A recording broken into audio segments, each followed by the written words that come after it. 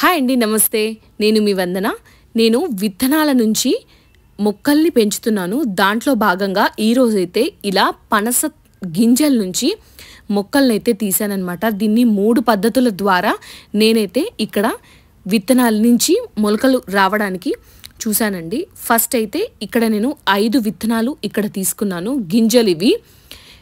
పనస తొనల లోపల గింజలు ఉంటాయి కదా, వాటిని తీసుకొని వీటిలో 3ంటికి పైన ఉన్న షెల్ తీసేసి 2ంటికి మాత్రం అలాగే ఉంచానండి. ఇప్పుడు ఈ 3ట్లో నుంచి ఇలా షెల్ తీసేసినవి 3 ఒక కంపోస్ట్ బ్యాగ్లో నేను ఇలా ప్రెస్ చేసి పెట్టేశానండి. తర్వాత వాటరింగ్ చేసి పెట్టేశాను.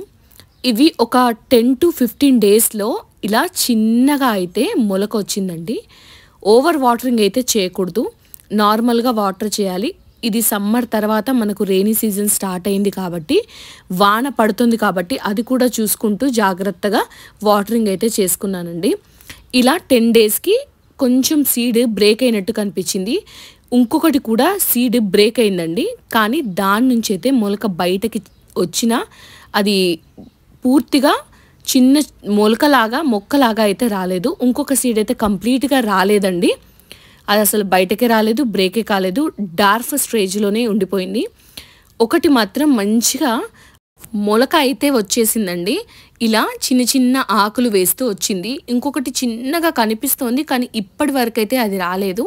ఇది మాత్రం ఆకులు ఒక 4-5 ఆకుల వరకు మంచి స్టేజ్ వచ్చాయి.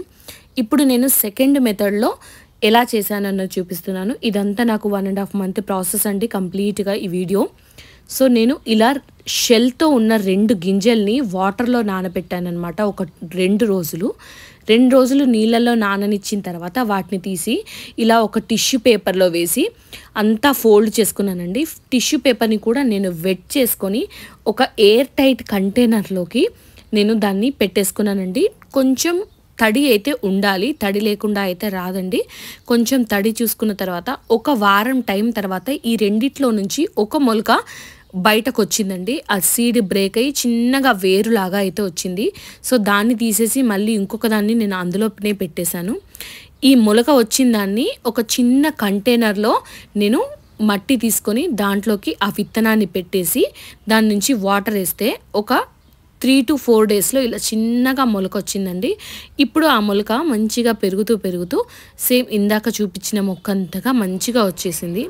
ఇప్పుడు ఇంకొక విత్తనం ఉంది కదా, అది నేను ఫస్ట్ వేసిన విత్తనం తర్వాత అంటే మనం బయటకు తీసినప్పుడు 1 వీక్కి తీసాను. ఇది మాత్రం నాకు ఆల్మోస్ట్ 13 డేస్ అలా పట్టిందండి. కొంచెం లేటుగా వచ్చింది వేరు దాంట్లో నుంచి. దీన్ని కూడా ఒక చిన్న కంటైనర్లో పెట్టాను, అది కూడా హ్యాపీగా పెరిగిపోతుంది. వీటికి ఎక్కువగా నేను కూరగాయలు లేదా పప్పులు, బియ్యం కడిగిన వాటర్ అయితే ఇస్తుంటాను.